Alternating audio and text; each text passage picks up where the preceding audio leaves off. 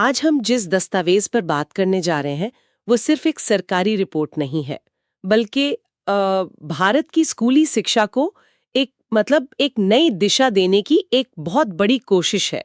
हमारे पास जो स्रोत सामग्री है वो है नेशनल करिकुलम फ्रेमवर्क 2005, जिसे NCF 2005 भी कहते हैं, और ये NCERT का एक गाइड है।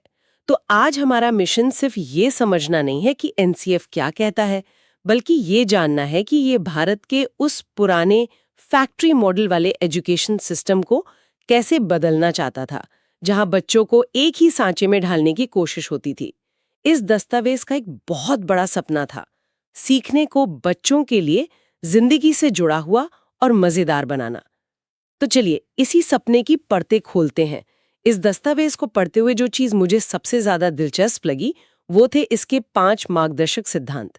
ये कोई सख्त नियम नहीं है, बल्कि एक तरह से इस पूरी सोच का DNA है। और इसका पहला ही सिद्धांत सीधे मुद्दे की बात करता है, ज्ञान को स्कूल के बाहर की जिंदगी से जोड़ना।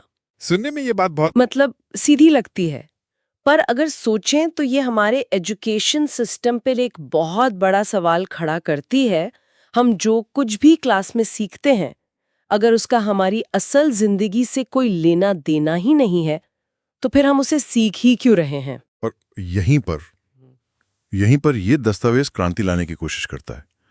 पारंपरिक शिक्षा में बच्चा क्लासरूम में एक क्षेत्रफल का फॉर्मूला रटता है, पर उसे ये नहीं पता होता कि घर में कालीन बिछाने के लिए उस फॉर्मूले का इस्तेमाल कैसे होगा। ये सिद्धांत कहता है कि सीखने की शुरुआत बच्चे की दुनिया से होनी चाहिए। जब कोई टीचर बच्चों को सिर्फ फॉर्मूला बताने के बजाय उन्हें स्कूल के गार्डन का क्षेत्रफल नापने के लिए कहता है, तो गणित एक बोरिंग सब्जेक्ट नहीं रहता। वो एक पहेली बन जाता है। हाँ बिल्कुल, एक पहेली सुलझाने जैसा बन जाता है। सीखना तब प्रासंगिक होता है जब बच्चे को यह समझ में आए कि वो जो पढ़ रहा है उसका उसकी जिंदगी में क्या काम है। हाँ, और इस तरह का असली दुनिया से जुड़ा सीखना वो तो तभी मुमकिन है जब हम उस आदत से छुटकारा पा लें जो शायद हम सब ने अपने स्कूल में झेली है, रट्टा मारना। और यही इसका दूसरा सिद्धांत है, पढ़ाई को रटने की आदत से आजाद कराना।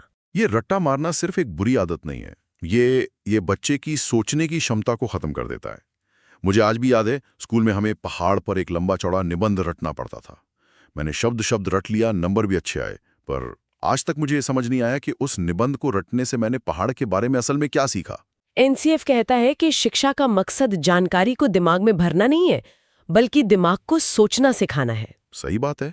जब बच्चा रटने के बजाय ये पूछता है कि ऐसा क्यों हुआ या ये कैसे काम करता है, तब असली सीखना शुरू होता है। रट्टा आपको जवाब देता है, समझ आपको सवाल पूछना सिखाती है। ये समझने वाली बात बहुत जरूरी है, लेकिन समझना तब मुश्किल हो जाता है जब बच्चे की दुनिया बस एक किताब के पन्नों में सिमट कर रह जाए। मुझे लगता है यहीं पर तीसरा सिद्धांत काम आता है ना, कि सिलेबस को ऐसा बनाया जाए कि वो सिर्फ टेक्स्ट बुक के इर्द गिर्द ही न घूमता रहे। हाँ, और ये शिक्षकों को एक बहुत बड़ी आज़ादी देता है। ये कहता है कि पाठ्य पुस्तक मतलब टेक्स्ट बुक ज्ञान का एकमात्र स्रोत नहीं है, वो बस एक नक्शा है। अच्छा, असली यात्रा तो क्लासरूम में होनी है। इसका मतलब है कि एक टीचर बच्चों को म्यूजियम ले जा सकता है, किसी स्थानीय कारीगर को क्लास में बुला सकता है, या क्लास में ही एक छोटा सा प्रयोग कर सकता है। जब क्लासरूम चार दीवारी से बाहर निकलता है तो सीखना जीवंत हो उठता है। यह शिक्षकों पर भरोसा जताता है कि वे बच्चों की जरूरतों के हिसाब से सीखने के अनगिनत रास्ते खोज सकते हैं। लेकिन जब सीखने का तरीका इतना खुला और गतिविधियों से भरा होगा, तो फिर बच्चों को आंकने का, उनके मूल्यांकन का तरीका भी तो बदलना पड़ेगा। और यहीं पर चौथा सिद्धांत आता है, परीक्षा को ज्यादा लचीला बनाना और उसे क्लासरूम की गतिविधियों से जोड़ना। इसी के तहत सतत एवं समग्र मूल्यांकन यानी CCE की अवधारणा आई थी। ये सुनने में तो बहुत अच्छा लगता है, पर क्या इसे लेकर बहुत कंफ्यूजन नहीं हुआ? कई लोगों ने तो इसे बस नो फेल पॉलिसी समझ लिया था। आपने बहुत सही मुद्दा उठाया। CCE की अवधारणा वो क्रांतिकारी थी, लेकिन उसे लागू करने में चुनौतियां आईं। इसका असली मकसद साल के अंत में होने वाले 3 घंटे के परीक्षा के तनाव को खत्म करना था। ये कहता था कि बच्चे का मूल्यांकन लगातार होना चाहिए, जब वो कोई सवाल पूछ रहा है, जब वो ग्रुप में काम कर रहा है, जब वो कोई प्रोजेक्ट बना रहा है। इसका उद्देश्य बच्चे पर पास या फेल का ठप्पा लगाना नहीं था, बल्कि उसकी मदद करना था। बिल्कुल, बल्कि ये पहचानना था कि उसे सीखने में कहाँ दिक्कत आ रही है, ताकि टीचर उसकी मदद कर सके। ये मूल्यांकन को एक हथियार की जगह एक औजार बनाने की कोशिश थी। लेकिन जैसा आपने कहा, इसे कई जगहों पर गलत समझा गया और इसका असर इसकी असल भावना पर पड़ा। और जो 5वां सिद्धांत है वो सिर्फ नागरिक शास्त्र का पाठ नहीं है। हम्म, वो कहता है कि बच्चों में एक ऐसी पहचान बनानी है जिसमें लोकतंत्र, बराबरी और दूसरों की परवाह करने जैसे मूल्य शामिल हों। ये सिर्फ झंडा फहराने या राष्ट्रगान गाने से कहीं ज्यादा गहरी बात है। बिल्कुल। ये सिद्धांत इस विचार पर आधारित है कि एक क्लासरूम एक छोटे समाज की तरह होता है। जब एक क्लास में अलग-अलग बैकग्राउंड से आए बच्चे एक साथ बैठकर काम करते हैं, एक दूसरे की बात सुनते हैं और किसी बात पर असहमत होने के बावजूद एक दूसरे का सम्मान करना सीखते हैं, तब वे असल में लोकतंत्र का पाठ सीख रहे होते हैं। हाँ, सबसे पहला और सबसे जरूरी पाठ। ये शिक्षा को सिर्फ गणित और विज्ञान से आगे ले जाकर एक बेहतर इंसान और एक जिम्मेदार नागरिक बनाने की प्रक्रिया से जुड़ता है। ये कहता है कि बच्चे होशियार बने, ये जरूरी है, पर वे संवेदनशील और अच्छे इंसान बने, ये उससे भी ज्यादा जरूरी है। तो इन सिद्धांतों से ये तो साफ है कि पूरी सोच ही बदल रही है। और जब सोच बदलती है तो क्लासरूम के अंदर किरदारों की भूमिका भी बदल जाती है। चलिए अब शिक्षक और छात्र की इस बदलती भूमिका पर बात करते हैं। स्रोत कहता है कि शिक्षक अब जानकारी देने वाला इंस्ट्रक्टर नहीं, बल्कि एक मार्गदर्शक यानी फैसिलिटेटर है। ये सुनने में बहुत आदर्शवादी लगता है, पर क्या ये असल में मुमकिन है? जब एक क्लास में 50 बच्चे हों और सिलेबस खत्म करने का दबाव सिर पर हो, तो क्या एक टीचर सच में सिर्फ गाइड बनकर रह सकता है? उसे तो लेक्चर देना ही पड़ेगा, है ना? ये एक बहुत ही व्यवहारिक सवाल है और इसका जवाब हाँ या ना में नहीं है। देखिए, मार्गदर्शक बनने का मतलब ये नहीं है कि शिक्षक कुछ पढ़ाएगा ही नहीं। इसका मतलब है कि उसका मुख्य काम जवाब देना नहीं, बल्कि बच्चों को सही सवाल पूछने में मदद करना है। अच्छा। और के साथ एक छोटा सा प्रयोग करके बच्चों से पूछेगा, सोचो जब गेंद दीवार से टकराकर वापस आती है तो ऐसा क्यों होता है? वो बच्चों को खुद खोज करने के लिए उकसाता है। हाँ, 50 बच्चों की क्लास में ये मुश्किल है, पर यह नामुमकिन नहीं है। ये माइंडसेट का बदलाव है। मैं ज्ञान का स्रोत हूं से हम मिलकर ज्ञान की खोज करेंगे तक का सफर। और अगर शिक्षक का माइंडसेट बदल रहा है तो जाहिर है कि बच्चे की भूमिका भी बदलेगी। वो अब खाली बर्तन नहीं है जिसमें ज्ञान भरा जाना है।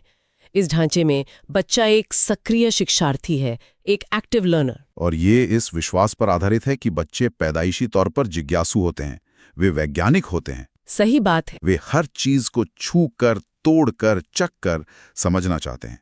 हमारा एजुकेशन सिस्टम अक्सर उनकी इसी जिज्ञासा को खत्म कर देता है। ये ढांचा कहता है कि हमें उस जिज्ञासा को बचाकर रखना है और उसे सही दिशा देनी है। जब बच्चा खुद सवाल पूछता है, खुद जवाब खोजने की कोशिश करता है और अपनी गलतियों से सीखता है, तो वो ज्ञान का निर्माता बन जाता है, सिर्फ उपभोक्ता नहीं। मतलब सीखने की जिम्मेदारी भी बच्चे को दी जा रही है। हाँ, और उसे जिंदगी भर सीखने के लिए तैयार किया जा रहा है। इन बदलती भूमिकाओं के साथ साथ एनसीएफ 2005 में भाषा को लेकर भी एक बहुत जरूरी नजरिया सामने आता है, जिस पर हमारे स्रोत में खास जोर दिया गया है। इसमें 2 बड़ी बातें हैं। पहली कि बच्चों की शुरुआती पढ़ाई उनकी मातृभाषा में होनी चाहिए, और दूसरी बहुभाषिकता। मतलब क्लास में कई भाषाओं की मौजूदगी को एक समस्या नहीं, बल्कि एक संपत्ति, एक रिसोर्स की तरह देखना चाहिए। इसके पीछे का तर्क बहुत गहरा और वैज्ञानिक है। जब कोई बच्चा अपनी मातृभाषा में सोचता है और उसे सीखने के लिए मजबूरन किसी दूसरी भाषा का इस्तेमाल करना पड़ता है, तो उसके दिमाग पर एक अतिरिक्त बोझ पड़ता है। उसे ट्रांसलेट करना पड़ता है। हाँ, वो पहले कॉन्सेप्ट को समझता है, फिर उसे दूसरी भाषा में ट्रांसलेट करता है। अपनी भाषा में सीखने से ये बोझ हट जाता है और बच्चा कॉन्सेप्ट को ज्यादा आसानी से और गहराई से समझता है। और जहां तक बहुभाषिकता की बात है, तो ये तो एक तरह की सुपर पावर है। जब एक क्लास में कोई बच्चा हिंदी बोलता है, कोई मराठी और कोई संथाली, तो वे सिर्फ अलग-अलग भाषाएं नहीं ला रहे होते, वे अपनी अपनी दुनिया साथ ला रहे होते हैं। बिल्कुल, अपने साथ अलग-अलग दुनिया, अलग-अलग कहानियां और सोचने के अलग-अलग तरीके भी ला रहे होते हैं। ये क्लासरूम को ज्यादा अमीर बनाता है। तो चलिए अब तक की इस पूरी बातचीत के सार पर आते हैं। अगर हमें एनसीएफ 2005 के दिल में झांकना हो तो कुछ बातें बिल्कुल साफ नजर आती हैं। पहली कि हर फैसले के केंद्र में बच्चा होना चाहिए, सिस्टम या सिलेबस नहीं। सही। दूसरी, रट्टा मारने की आदत को हर हाल में खत्म करना है। तीसरी? सीखना सिर्फ दिमाग से नहीं बल्कि हाथों से करके अनुभव से होना चाहिए। बिल्कुल। और चौथी, टीचर का रोल बॉस का नहीं बल्कि एक दोस्त और गाइड का है। यही वो खंबे हैं जिन पर ये पूरी इमारत टिकी है। बिल्कुल। और इन सभी बातों का आखिरी मकसद एक ही है, शिक्षा को एक बोझ या मजबूरी बनाने के बजाय उसे एक खोजपूर्ण और आनंददायक यात्रा बनाना, ताकि स्कूल से निकलने वाला हर बच्चा सिर्फ डिग्रियां लेकर न निकले, बल्कि एक आत्मविश्वासी, जिज्ञासु और विचारशील इंसान बनकर निकले, जो जिंदगी की चुनौतियों का सामना करने के लिए तैयार हो। तो आज की चर्चा को समेटते हुए ये साफ है कि ये ढांचा सिर्फ ये नहीं बताता कि क्या पढ़ना है। इसका असली जोर इस बात पर है कि कैसे सीखना और सिखाना है। ये सीखने को मंजिल नहीं बल्कि एक सफर मानता है। सही कहा। ये ढांचा शिक्षा को एक ऐसी प्रक्रिया के रूप में देखता है जो बच्चों को केवल इम्तिहान के लिए नहीं बल्कि जिंदगी के लिए तैयार करती है।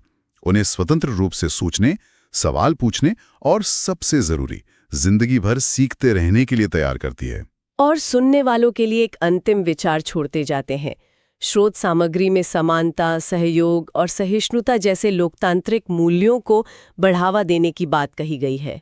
इस पर सोचने वाली बात यह है कि अगर सीखने की प्रक्रिया खुद इन मूल्यों को अपनी गतिविधियों और चर्चाओं में शामिल कर ले, तो क्या हर क्लासरूम भविष्य के नागरिकों को तैयार करने की पहली प्रयोगशाला नहीं बन जाता?